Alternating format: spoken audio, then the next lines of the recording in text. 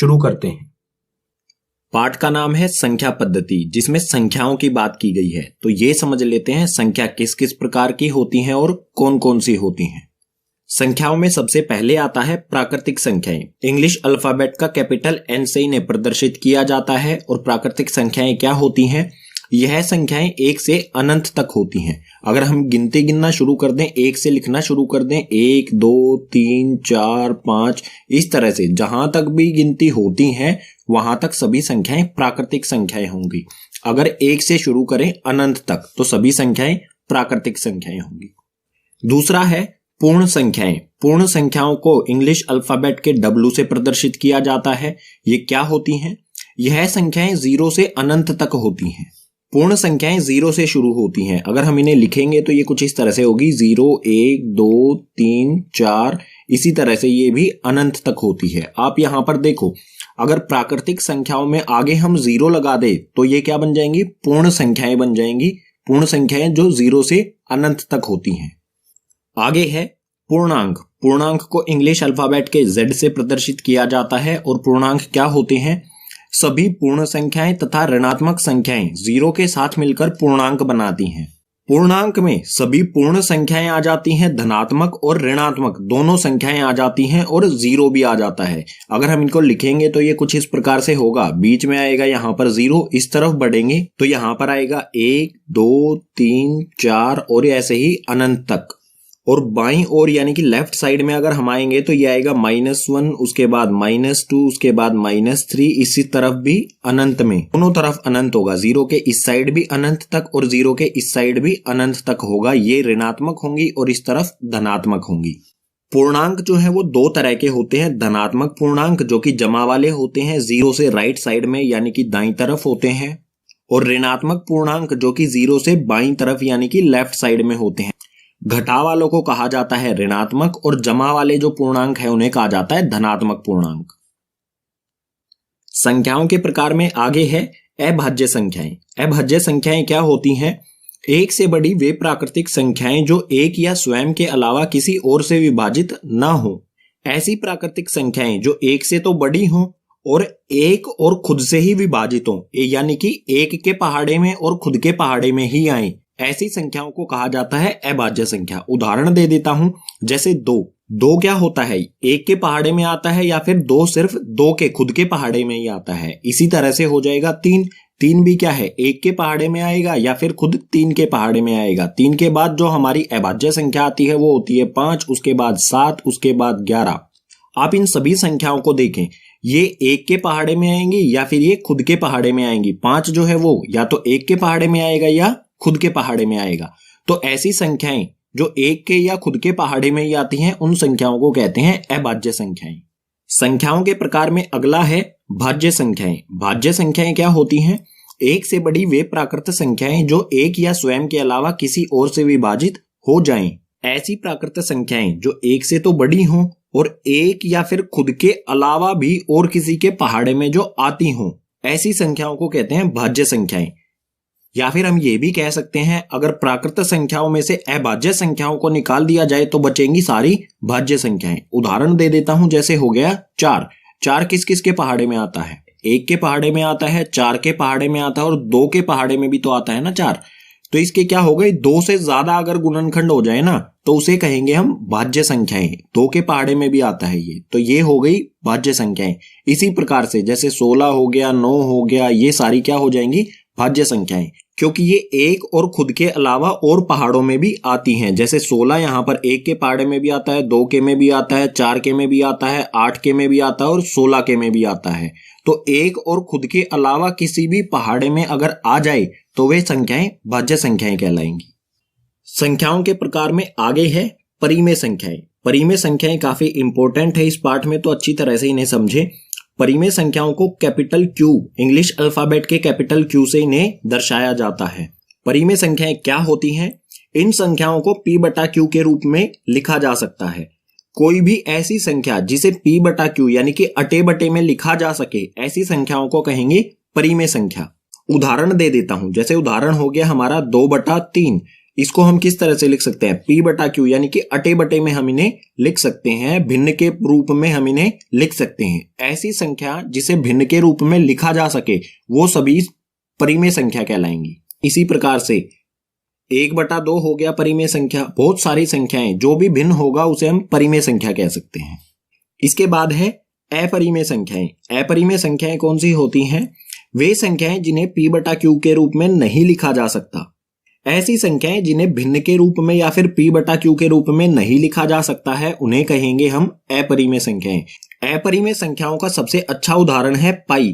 पाई को p बटा q के रूप में नहीं लिखा जा सकता है। अब आप कहेंगे कि पाई का मान तो 22/7 होता है, ये तो p बटा q के रूप में लिखा गया है। लेकिन आपको पता होना चाहिए कि पाई का एग्जैक्ट मान जो है वो 22/7 नहीं होता, ये लगभग मान होता है। ठीक है, तो ये पाई का मान एग्जैक्ट नहीं होता, हम सिर्फ मानते हैं इतना। पाई का मान जो है उसे हम p बटा q के रूप में नहीं लिख सकते हैं। पाई एक अपरिमेय संख्या है। इसी प्रकार से √2 हो जाए, √3 हो जाए, ये संख्याएं भी क्या होंगी? अपरिमेय संख्याएं होंगी, क्योंकि इन्हें p बटा q या फिर भिन्न के रूप में नहीं लिखा जा सकता है। संख्याओं के प्रकार में लास्ट है वास्तविक संख्याएं। वास्तविक संख्याओं को इंग्लिश अल्फाबेट R से दर्शाया जाता है और ये क्या होती हैं? सभी संख्याओं का संग्रह। वास्तविक संख्याएं सभी संख्याएं होती हैं, चाहे वो भाज्य संख्याएं हो, चाहे अभाज्य संख्याएं हो, चाहे परिमेय संख्या हो, चाहे अपरिमेय संख्या हो, चाहे प्राकृतिक संख्या हो, चाहे वो पूर्णांक हो, चाहे पूर्ण संख्याएं हो। सभी संख्याओं को अगर इकट्ठा कर दिया जाए या फिर सभी संख्याओं को हम कह सकते हैं वास्तविक संख्याएं। संख्याओं के प्रकार समझने के बाद आगे आता है पाठ में वास्तविक संख्याएं और उनके दशमलव प्रसार। जो भी हमारी वास्तविक संख्याएं होती हैं उनके दशमलव प्रसार किस प्रकार से होते हैं। जैसे हमें दिया गया है √2 या फिर हमें दिया गया है 1/2 या फिर हमें दिया गया है पाई। अगर हमें इनका दशमलव प्रसार निकालना हो, दशमलव प्रसार निकालने का मतलब क्या होगा? जैसे 1/2 है तो इसे हम रखेंगे अंदर, 1 को ऊपर वाली संख्या को रखते हैं हम हमेशा अंदर और नीचे वाली संख्या से किया जाता है भाग। अगर हम इसे भाग करें तो दशमलव प्रसार यानी कि जो उत्तर आएगा हमारा वो किस प्रकार से होगा? तो दशमलव प्रसार 3 तरह का होता है। पहले की बात कर लेते हैं। सबसे पहले पहला होता है दशमलव प्रसार शांत। शांत में क्या होता है? इस स्थिति में शेष 0 हो जाता है। शांत जब होगा जब शेष हमारा कहीं पर भी 0 हो जाए, शेषफल जो बचेगा भाग करने पर वो क्या हो जाए? 0 यानी कि 0 हो जाए। इसका उदाहरण ले लेते हैं। इसका उदाहरण हो जाएगा 1/2। इस स्थिति को अगर हम हल करेंगे तो भाग करना पड़ेगा। 2 जो है बड़ा है 1 से, तो 1 के पीछे हम यहाँ पर लगाएंगे 0 और 0 लगाने के बदले हम यहाँ पर क्या करेंगे? 0 लगा के पॉइंट लगा देंगे। भाग करना तो आता है ना, बिल्कुल आसान होता है। अब 2 के पहाड़े में 10 कब आता है? 2 के पहाड़े में आता है 5 पर 2 पंजे 10। 10 में से 10 गए तो 0।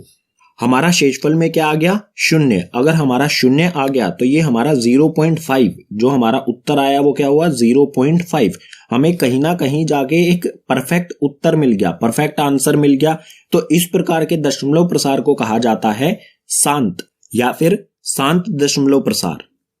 दशमलव प्रसार में दूसरा है अनवसानी आवृत्ति। अनवसानी आवृत्ति को अशांत आवृत्ति भी कहा जाता है। क्यों कहा जाता है ये समझेंगे। तो ये क्या होता है? इस स्थिति में शेष की पुनरावृत्ति होती है। जैसे पहले वाली स्थिति में शेषफल 0 आ गया, लेकिन अशांत आवृत्ति या अनवसानी आवृत्ति में क्या होता है? जो शेषफल होता है बार बार वही रिपीट होता रहता है। एक के बाद मतलब कुछ स्टेप्स के बाद वही शेषफल हमारे सामने फिर से आ जाएगा। उदाहरण ले लेते हैं। उदाहरण हो जाएगा 1/3। इस स्थिति को अगर हम हल करेंगे तो 1 को रखेंगे हम अंदर और भाग करेंगे 3 से। 1 छोटा है 3 से, तो 1 के पीछे यहाँ पर लगाएंगे हम 0 यानी कि 0 और यहाँ पर 0 पॉइंट लगा देंगे। क्योंकि हमने यहाँ पर 0 लगाई है तो यहाँ पर भी हमें 0 लगानी होगी।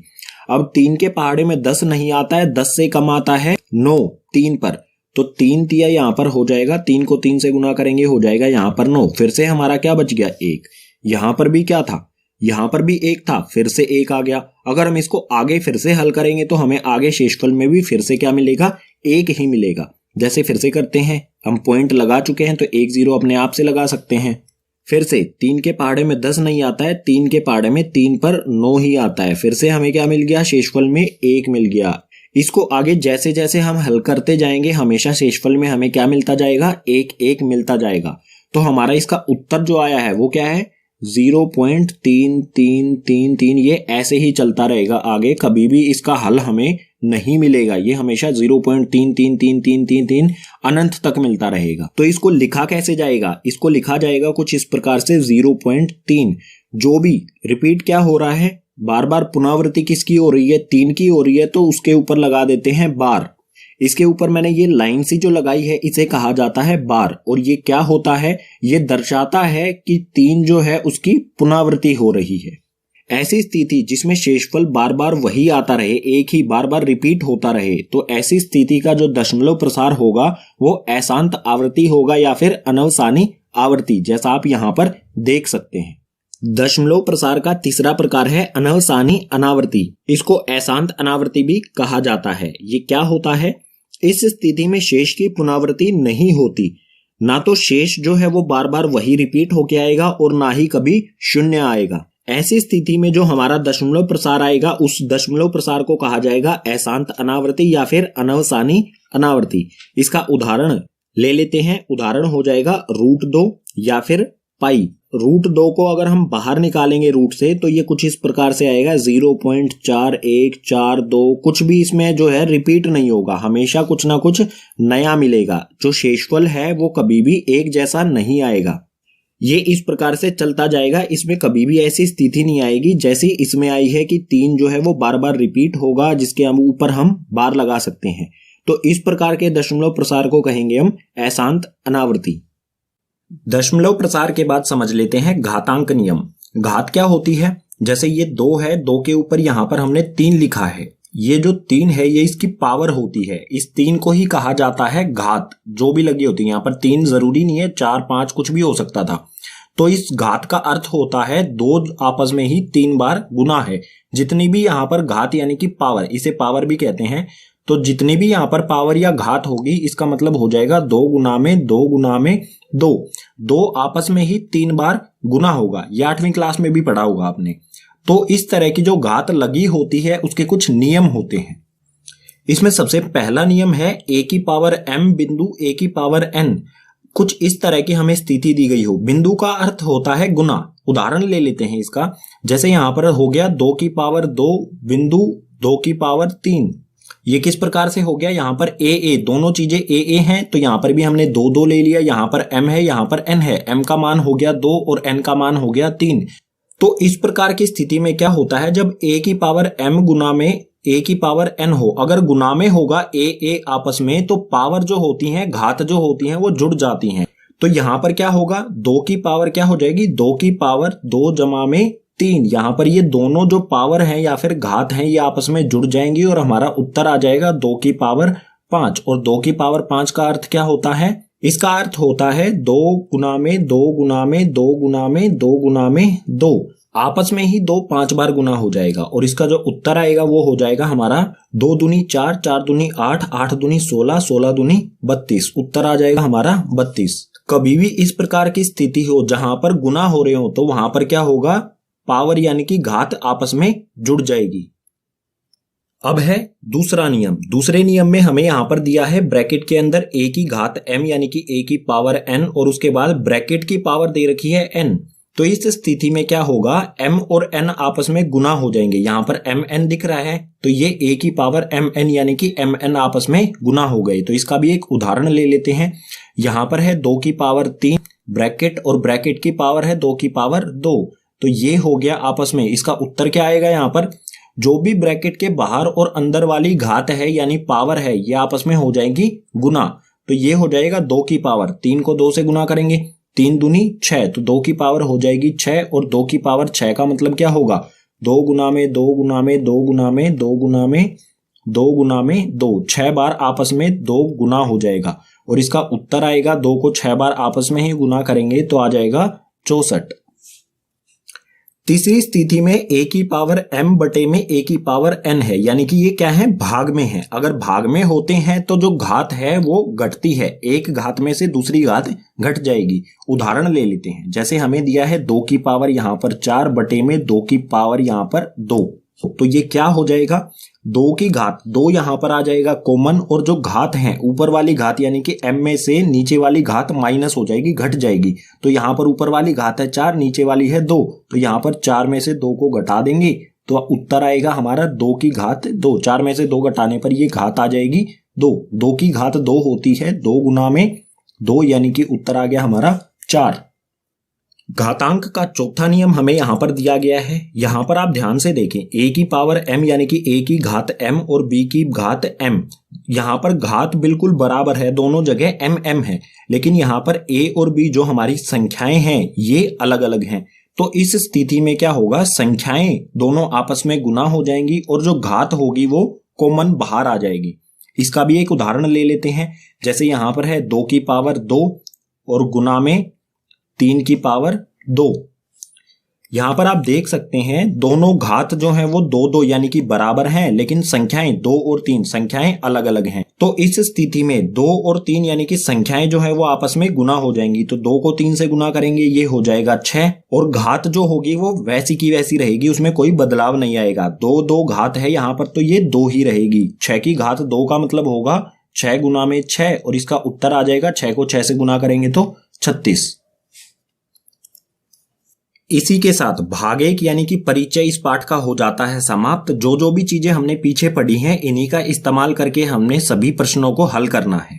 उम्मीद करूंगा सभी विषय आपको समझ आए होंगे। अगर सभी विषय समझ आए हैं तो इस वीडियो को अपने क्लासमेट्स के साथ ज्यादा से ज्यादा शेयर करो। कोई सुझाव देना चाहते हैं तो उसे कमेंट करो, और इसके साथ ही अन्य सभी भागों के लिंक आपको नीचे डिस्क्रिप्शन बॉक्स में दिए गए हैं, उन सबको भी देखना ना भूलें।